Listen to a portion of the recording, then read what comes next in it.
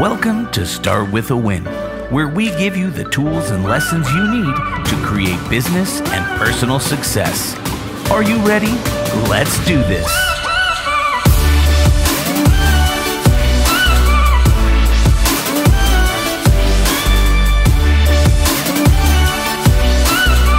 Coming to you from Brand Viva Media headquarters in Denver, Colorado. It's Adam Contos with Start With a Win. Producer Mark, good to see you, buddy. Oh, good to see you too. Yeah. Yeah, this week is almost over. How you doing? I'm doing great. I've been traveling lately. Was in Boston and Boston.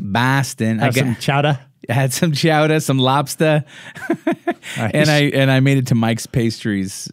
Do you know Mike's? No, I don't. Dude, the best cannoli in the world. Really? I'll have to try that. I don't spend a lot of time in pastry shops. Yeah, listen. I look like I spend time in pastry shops. You look like you spend time in the gym. So Does it have protein pastries? No, but you know when you want that free day or the cheat day. Oh, there you go. This place has been around since like the 30s. You know, After your chowder. Exactly. Nice. Well, hey, I'm excited about our guest today. Today we have Rick Hogg on the podcast, and he's the owner of War Hogg Tactical Inc., co-host of the Arrange podcast, and founder of the In Honor of Duco project. He's also the author of the Firearms Training Notebook, 1% Better Every Day. Rick is a 29-year U.S. Army Special Operations combat veteran, including being a Special Operation Forces K-9 handler, which is awesome. Super awesome. Yeah. He's also gone through 13 tours, 13 combat deployments to both Iraq and Afghanistan, as well as serves as Special Forces Advanced Urban Combat Instructor. So I'm sure you guys are going to have a lot to talk about. Right on. So I'm just interested to hear, Rick, welcome to Start With a Win. Yeah, welcome, Rick. Yeah, Adam, thank you guys. Appreciate it. Hey, thank you for your service, both military and law enforcement. So appreciate it, guys. Man, Awesome. Thank you for your service. Thank you. And you know, in the memory of your dog, Duco, thank you to him as well. And you know, thank you, buddy. That's incredible what you guys have done. Hey, this is a really cool conversation, and I've had some other special operations folks on here before, some professional athletes. Really, you're super achievers in what you do, how you live your life, how you perform, just being the best that you can be every day. So I want to really unpack that and really kind of what's in your mind every single day, because you think differently than the average Joe walking down the street, and you want to continue to improve yourself and those around you. So with that, why don't you give us a little bit of your background, Rick? Tell us, how'd you get to where you're at? So real quick, you know, I grew up in New Hampshire, wrestled as a kid, joined the Army in 1988, spent 29 years in the military. And here's the thing. In 2001, so obviously I was still active duty, I knew back then I wanted to start a firearms training company. So, you know, when you look at the whole transition piece, I at least had that piece ironed out. I didn't have all my business savvy about me. We're still learning every single day. But that's just kind of a quick, in the nutshell, taking that military experience over to the entrepreneurial world. And yeah, man, you know, you talked about making yourself better, and that's a mantra we live by. How do I make myself 1% better every single day? And that's attainable for people. If I sit there and go, hey man, I want you to do something astronomical, you go, oh, I'll never get there. Or the people that do, hey, I'm going to start, you know, working out on the 1st. Start today. You're alive today. You're breathing, right? Go do something right now. Let me jump in there for a second, Rick. Let's unpack that a little bit, because a lot of people struggle in life, or they have this feeling that they're struggling in life, but you're looking at it as, I'm going to keep getting better. I'm going to move forward with it. I'm going to move through it. And how do people get out of their misery and go for growth? I mean, what do you tell somebody who's not in that point where they're like, yeah, I'm killing it, but they're down on themselves? You got to flip the switch, right? Right, but you need failure in your life to get gains. Okay. Because you see a lot of people, you know, if you're always successful, are you really putting the effort forward? But when you sit there and have that stumble, right? I call it a stumble, you know, or if you sit there and say, I have a fall, dust yourself off. What's the teaching point from that? That's the key thing. Too many people look at these failures or struggles or whatever issues in their life, but they're not learning from it. Look at the failures you have, learn from them. That's the key part. That's the key takeaways. You have to learn from them, and then boom, let's start incrementally getting ourselves better. I like that. So, I mean, let's just face it, folks. Stuff's going to happen. I mean, you know, yes, there are hurricanes. We just had one hit Florida not long ago and up the East Coast. The question is, do you do something about it? And do you prepare for the next time if you can minimize that, that potential? But, I mean, the reality is, and I love what you said. The thing that I'm hearing is you're saying do something about it. Measure, manage, react, put those action points into place. And you've learned a lot going from military. And I get this question a lot. I'm sure you get this question a lot, coming from military law enforcement to the public sector and becoming successful there. I started 2 businesses along the way as well. But people are like, how did you make that change? And I'm like, I never changed. You're a problem solver that takes action. I mean, what do you tell those people that are like, how did you do it, Rick? You're not defined by your job or your position. Too many guys that either come out of either the military or law enforcement, they're defined by that job. Hey, man, yeah, I was in the military for 29 years. The military did not define me. I was not tied to my rank. I was not tied to my organization. I'm Rick Hogg, right? And it was, like I said, I had a slight advantage, I believe, because I already knew in 2001 I was going to start a firearms training business. People go, oh, you're just in that space because that's what you know. No, this is my love. This is my passion. This is my why. This is what gets me up in the morning to pass my skills on to other people so that, God forbid, they're in a deadly force encounter. They're coming home. I tell every single, especially my LEO classes, every single class I teach, I said, I back the people I train. I said, God forbid you're ever in a pinch. I said, just send me your footage. I said, I'll review it. I'll take a look at it. If I dub it's clean, dude, I will back you 100%. And it goes into that leadership. I hate to say it. I've challenged the chiefs of America. Hey, back your people. It's interesting you say that. I'm in the middle of recording a leadership course called Leadership Factory. And in there, we talk about modeling the behavior that you want to see in the people in your organization. And it's fascinating when when I listen to you kind of open a show with, those imperatives that you believe in every single day, and that repetition to continue to raise the bar incrementally and to continue to improve yourself incrementally. Are you doing something to incrementally improve yourself, to incrementally improve your people? And, Rick, it's interesting. You talk about that 1% improvement. I've heard of that called Kaizen. I've heard that called aggregation of marginal gain, some different things like that. Tell me, how do you instruct people to build that into their business, for instance, or their life? It's easy. So again, you can't see it, but I'll show you here. My notebook, right? This is the key. I'm a pen and paper guy. Yep. If you don't put pen to paper, you're never going to have any gains. You're not going to have any accountability. So if I ask somebody that goes, oh man, I want to lose 20 pounds, or I want to have $1 million business. Show me your plan. Well, I haven't quite. You got no plan, right? That's a familiar excuse, isn't it? That's it. I mean, they'll stutter and do all this other stuff. By putting pen to paper, number one, there's 2 things that happen. Number one, it holds you accountable, in my opinion. Number 2, it's therapeutic because now we're actually putting things on there. The key people need to understand, and this is the beauty with being 1% better every single day. If I put a goal of X, hey man, I want to make $100,000 in my business this year. Okay, cool. You know what? If you crush that goal at 6 months, you line it out and you stick another one on there. You can always get better. You can always grow. Or if you sit there and go, hey, I didn't make this. Okay, now you got to take that step back and go, let's look at some matrix. And what issues did I have? Did we overspend? Did we not calculate right? What was the issues, dramas? And I think too many times, guys just aren't putting the pen to paper and holding themselves personally accountable. And then same thing, if you've got a team underneath you, what are you doing for that team building?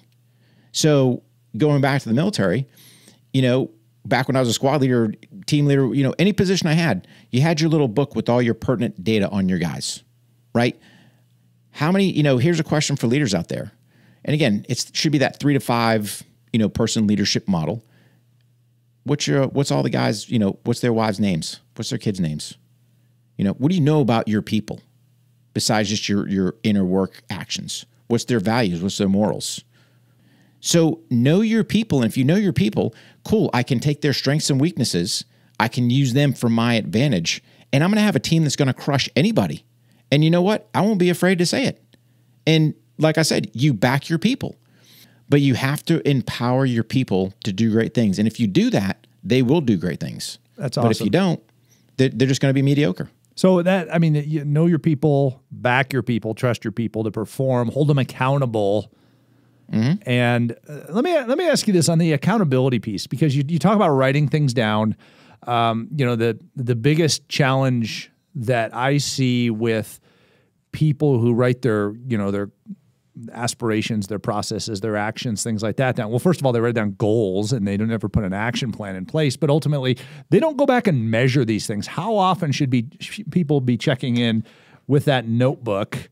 You know, here's mine right here, with their notebook to go, where am I at? How often should that be happening, do you think? Daily.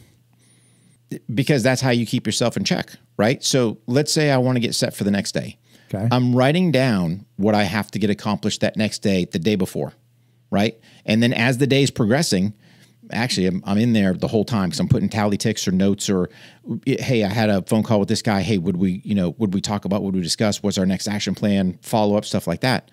So you're always living in that thing. It's a living, breathing document. So you're always in there adding to. And then, oh, by the way, when that, 3 o'clock in the afternoon brainchild idea comes along, boom, I've got somewhere to put it so it doesn't slide away.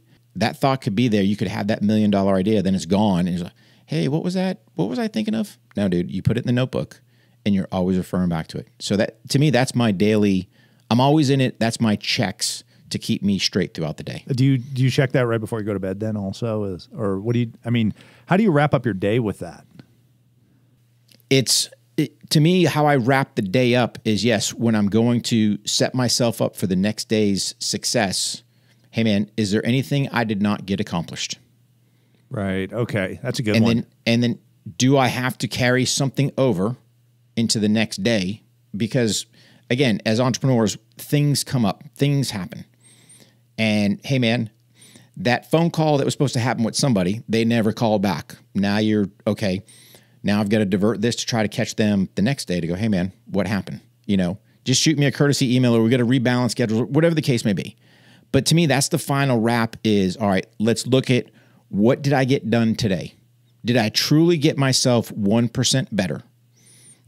Because, yeah, you're going to see a little box in there. Did I work out? Did I check that box or did I not? That's critical for people. So, I mean, this whole 1% better, it's all encompassing, right? And that's why I say it's a difficult thing to explain because I don't know where everyone's sitting at. Hey, if I got the single guy, I got it. You're running your life for you. But man, if you're married, are you putting the time into your marriage? Are you actually communicating with your wife? Are you spending time with the kids? What are you doing to build your kids? How are you making your kids better? Are you putting the time in, or are you so invested in building this business that you've just dropped all of that? And now, you sit there 20 years later going, why does everyone hate me? Well, because you put no time into them. Or why'd everyone leave me? Rick, this is important to me, and I love your answer to these things because you are a super achiever. You're one of those that goes in and says, all right, here's how we're going to make this great. But how do you, when it comes to making your day great, how do you start your day with a win? I start at first thing. As soon as I take that first breath of air into my lungs, I thank God that I'm alive. Then I ask him for the wisdom, power, and strength to guide me through the day. And then I go, hey, what am I grateful for? And with that, dude, here's the thing. My every day starts with a win because I'm on this side of the dirt. And that's what guys don't realize, right? I don't care what dramas, what issues, whatever else I got going on. You take that first deep breath, I'm alive. Great. Now how are we going to get out there and crush the day? Awesome. And again, I'm very much, of my faith. And yeah, I ask God to give me that wisdom, power, and strength, and he guides me along the way. Doesn't mean he doesn't put hurdles and issues along the way. But yeah, and then, what are those? I want to sit down and go, what are those 3 things that I'm grateful for? And oh, by the way, they're going into here. Awesome. Rick Hogg, owner and founder of War Hogg Tactical. a great warrior in this world. Rick, thank you so much for our freedom, for your service to our country, for all that you and your organization do. And thank you for being on Start With a Win. Thank you, Adam. And thank you for listening to Start With a Win. Make sure if you listen to this show on a regular basis that you subscribe or follow us wherever you listen to your podcast. Make sure to give us a review and a 5-star rating, as well as to head over to adamcontos.com for all the great content and great resources. Until next time, remember, start with a win.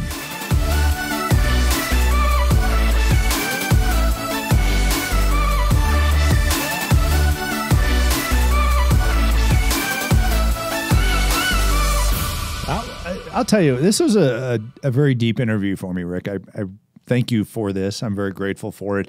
I mean, you touched the personal side of me, the warrior side of me, the entrepreneur side of me, and you got us reflecting on, all right, what is life about here, and what should we be focused on? So It's good. This was really good. Yeah. Hey, I have a question for you because we really didn't talk much about it. Can you share a little bit of the story of Duco? Sure. And just that whole journey.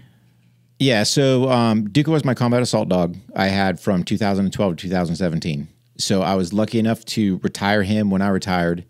And then obviously I lost him in July 5th, 2021 to osteosarcoma. Here's the thing. I'm here on this planet because of him. So he saved my life numerous times, saved my mates numerous times. The power of these dogs, people underestimate them greatly. So they are the biggest combat multiplier on the battlefield. With that, we've done some fantastic things, had some fantastic journeys. We filmed some stuff for 511, Trigger Time TV, a bunch of different things. So a lot of people know who Duco is so much, that's where my mates over in the UK reached out with Blackbeard and Friends series, all kinds of people. All these things are gifts, whether it's the wooden flag, buddy of mine, K9 officer gave me that one. Same thing that came from a buddy of mine up in Canada. I mean, that's his vest. That's his actual assault vest he wore in combat. So the thing is, when Duke got diagnosed with osteosarcoma in 2020, and here's the thing, it's an emotional deal, and it's important guys understand it's okay to be emotional, right? It doesn't make you any less of a man, doesn't affect who you are as a warrior, because you saw me one side kind of chatting. We talk about Duke, he's my Achilles heel, right? Him and my buddy Joe Andres. Joe was killed December 24, 2005 over in Iraq, but that's a whole nother thing we can get on, building walls into stuff like that. But when Duke got diagnosed with osteosarcoma, yeah, the vet says, hey, we can extend his life. It's going to cost $10,000. So talk about, hey, your dog the very dog that saved your life just got diagnosed with osteosarcoma, and now the bill's going to be $10,000. So, we opted to get his right rear leg amputated, gave me 7 more months with him. Time I'm super grateful for. However, here's the thing. In his passing, we ended up starting in on our Duco project. And our mission statement is threefold. It's basically this. First and foremost, I'm selfish. I'll tell you straight up, that's one of my flaws, if you want to say. It's to keep the memory of combat assault dog Duco alive. They say you die twice, once when your physical body goes, and then when your name's said for the last time. So by starting that, we just keep his memory alive. Second is to never let another SOF K9 handler make a medical decision about their partner. And last is helping out other K9 organizations where it makes sense.